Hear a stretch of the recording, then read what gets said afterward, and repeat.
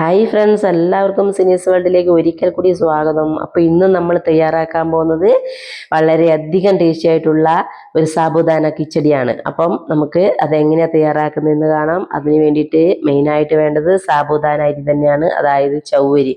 അല്പം വലിയ ചൗവരി തന്നെ വേണം നമ്മൾ ഈ കിച്ചടിക്ക് വേണ്ടിയിട്ട് എടുക്കാൻ വേണ്ടിയിട്ട്. പായസത്തിലിടുന്ന ചെറുതായിരിക്കരുത്. അപ്പോൾ ഇതൊരു 10 മണിക്കൂറൊക്കെ നമ്മളൊന്ന് കുതിർത്ത് വെക്കേണ്ടതുണ്ട്. അപ്പോൾ ഏറ്റവും ബെസ്റ്റ് എന്ന് പറയുന്നത് വൈകുന്നേരം കുതിർത്ത് രാവിലെ എടുക്കുന്നതാണ്. അപ്പോൾ ഞാനൊരു 10 മണിക്കൂർ കുതിർത്ത് വെച്ചിട്ട് ഇത് ഒരു അരിപ്പ വെച്ച് അതിലേക്കിട്ട് ഒന്ന് വെള്ളമൊക്കെ ഊറ്റിയെടുക്കുന്നുണ്ട്. രാവിലത്തെ ബ്രേക്ക്ഫാസ്റ്റിനാണെങ്കിലും അതുപോലെ തന്നെ വൈകുന്നേരം സ്കൂൾ വിട്ട് കുട്ടികളൊക്കെ വരുമ്പോഴത്തേക്കും തയ്യാറാക്കി കൊടുക്കാൻ പറ്റിയ അടിപൊളി റെസിപ്പിയാണ്. അപ്പം നമ്മൾ അത് അരിപ്പയിലിട്ട് അത് വെള്ളമൊക്കെ ആറി വരാൻ വേണ്ടി മാറ്റി വെച്ചു. പിന്നീട് നമ്മൾ മെയിനായിട്ട് വേണ്ടത് ഇതിന് നിലക്കടല തന്നെയാണ്. അപ്പോൾ അരക്കപ്പ് നിലക്കടല എടുത്ത് ഒന്ന് നന്നായിട്ട് വറുത്തെടുക്കേണ്ടതുണ്ട്. അപ്പോൾ അതൊന്ന് നന്നായിട്ട് വറുത്തെടുത്ത് ഒന്ന് തണുത്തതിന് ശേഷം നമ്മൾ ഇതിൻ്റെ പുറത്തെ ചൂളിയൊക്കെ കളഞ്ഞ് ഒന്ന് ജാറിലേക്കിട്ട് ഒന്ന് പൊടിച്ചെടുക്കേണ്ടതുണ്ട്. നൈസായിട്ട് പൊടിച്ചെടുക്കരുത്, അതിൽ എണ്ണയൊക്കെ ഇറങ്ങി വരും നൈസായിട്ട് പൊടിക്കുമ്പോൾ. അപ്പോൾ നമ്മളൊന്ന് തരിതരിപ്പോട് വേണം പൊടിച്ചെടുക്കാൻ വേണ്ടിയിട്ട്.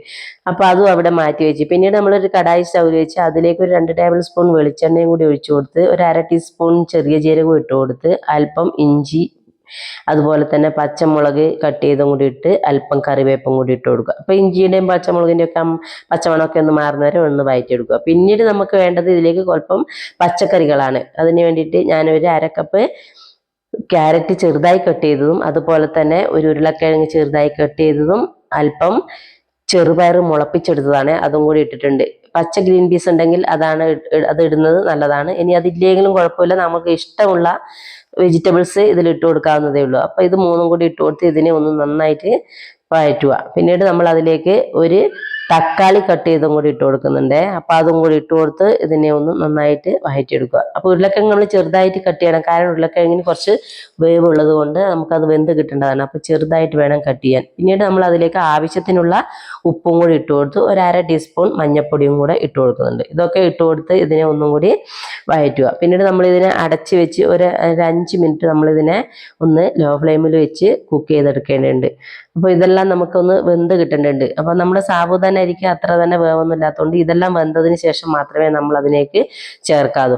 പിന്നീട് നമ്മളെ ഇതൊക്കെ പച്ചക്കറിയൊക്കെ ഒന്ന് നന്നായിട്ട് വെന്ത് വന്നിട്ടുണ്ട്. അപ്പോൾ അതിലേക്ക് നമ്മൾ എടുത്ത് വെച്ച സാബുദാന അരി ഇട്ട് കൊടുക്കുക.